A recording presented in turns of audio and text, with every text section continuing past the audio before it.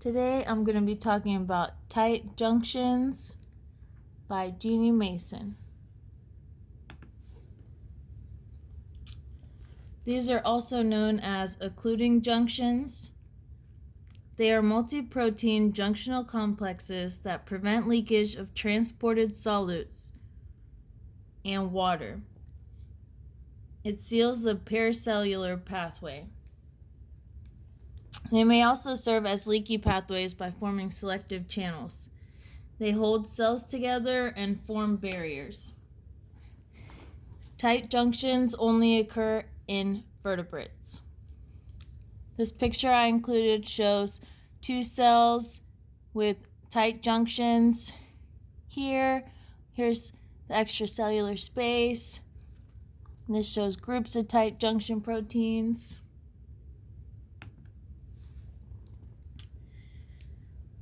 They are branching networks of sealing strands that are formed from transmembrane proteins. There are at least 40 different proteins composing tight junctions. The proteins consist of transmembrane and cytoplasmic proteins. The three major transmembrane proteins are occludin, claudins, and junction adhesion molecule proteins. Tight junctions join together the cytoskeletons of adjacent cells.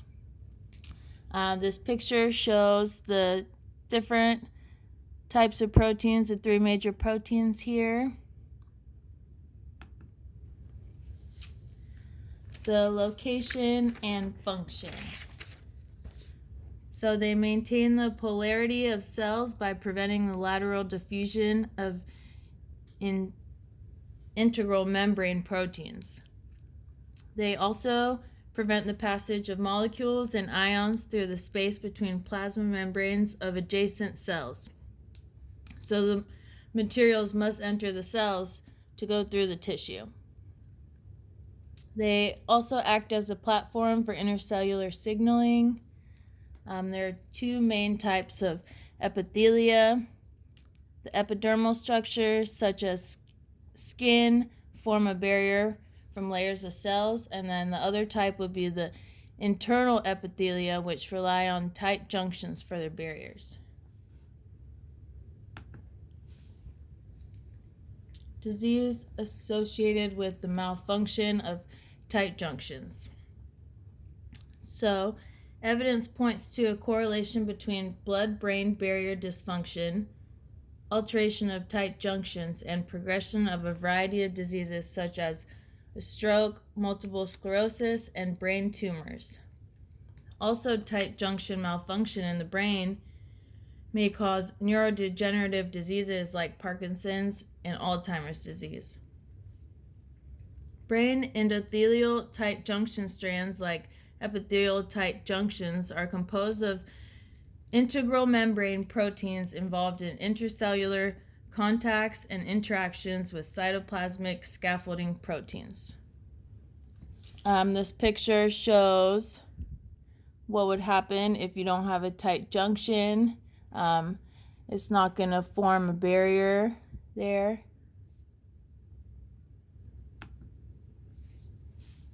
Recent findings.